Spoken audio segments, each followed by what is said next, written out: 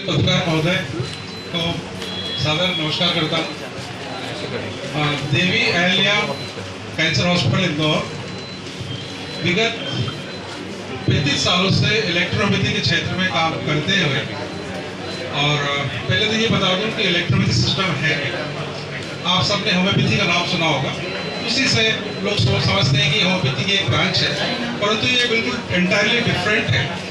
जैसे homeopathy symptomatic चिकित्सा पद्धति है, लक्षणों पर आधारित चिकित्सा पद्धति है। इलेक्ट्रोपैथी कॉम्प्लेक्स मेडिसिन है, 115 प्लांट्स के एक्सट्रैक्ट से इसकी मेडिसिन तैयार की जाती है। इसकी मेडिसिन ब्लड और लिम्फ को प्यूरिफाई करती है।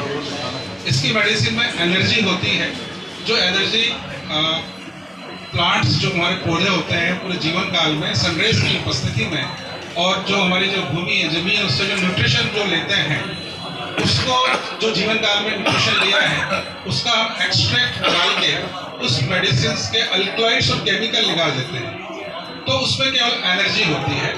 और ये मेडिसिन हमारे जो बॉडी है उसमें ब्लड लिम्फ जो 2 वाइटल फ्लूइड होते हैं, वो जब नॉर्मल स्थिति में यदि हमारी बॉडी फ्लो करते हैं तो बिल्कुल स्वस्थ होते हैं, और तो किसी भी इन्फेक्शन की वजह से या किसी भी वजह से वो जब इम्प्योर होते हैं तो हमें बीमारी होती है, डिसीज हमें होती है।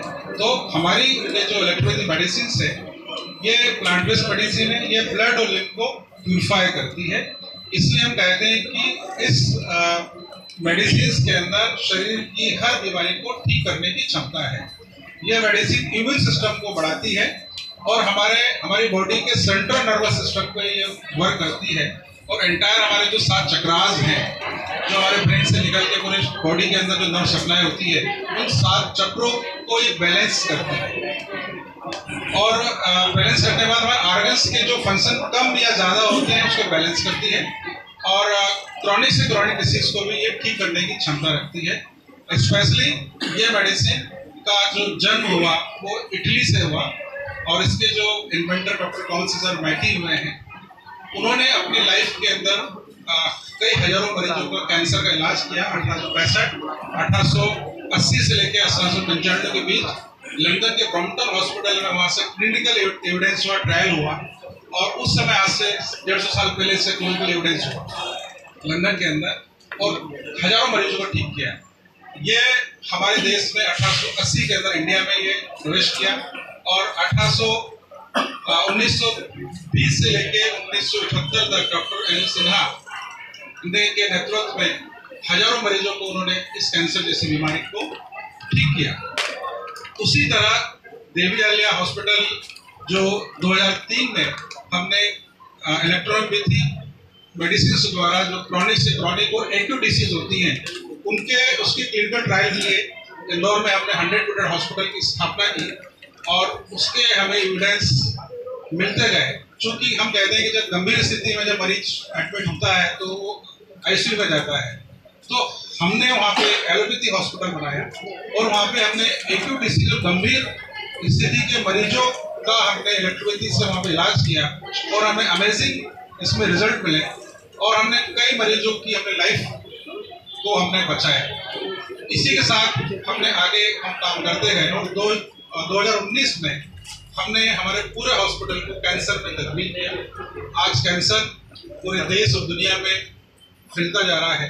आज लगभग पूरे भारतवर्ष में 18 से 20 लाख कैंसर के मरीज रजिस्टर्ड होते हैं, परंतु कैंसर का इलाज पूरी दुनिया में 3 प्रकार से होता है, जिसमें कहूँगा सर्जरी, कीमोथेरेपी, रेडिएशन।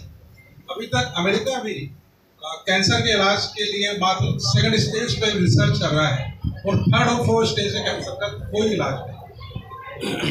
आज 18 से 20 लाख मरीज भारत में रजिस्टर्ड हो रहे हैं, और जो अनरजिस्टर्ड मरीजों की संख्या उनसे कई गुना ज़्यादा है, और उसमें से 50% जो मरीज हैं वो कीमोथेरेपी, ऑपरेशन और रेडिएशन के दौरान, मतलब जब डायग्नोस होता है मरीज तो 3 से 6 महीने में ही वो एक्सपायर कर जाता है। मतलब 9 से 10 लाख मरीज हर साल एक्सपायर करते हैं, और बाकी के जो मरीज बचते हैं उनकी लाइफ भी हम बोलते हैं कि साल, 2 साल, 3 साल से ज़्यादा नहीं होती है।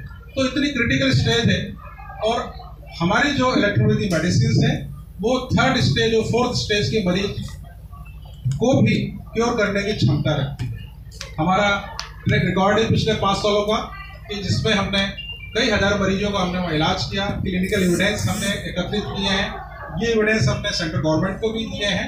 और ऐसे भी मरीज हमने देखे हैं जिसको मेटास्टेटिक बीमारी जिसको होती है डिसीज, उस स्टेज के मरीज भी क्योर्ड हो गए हैं, परंतु उनकी संख्या कम है। और हम कैंसर के अंदर हम ये कहेंगे कि गारंटी भी नहीं ले सकते कि बीमारी ऐसी है, परंतु हमारी मेडिसिन 3rd स्टेज और 4th स्टेज जहाँ पर कैंसर का इलाज, सर्जरी, कीमो रेडिएशन होने के बाद जब हमारे ऑन्कोलॉजिस्ट बोलते हैं कि आप घर जाके सेवा करें, उस स्थिति में मरीज बहुत पेन में होता है, बहुत तकलीफ में होता है, बहुत दर्द में होता है, तो वो मरीज को 24 घंटे निकालना मुश्किल होते हैं।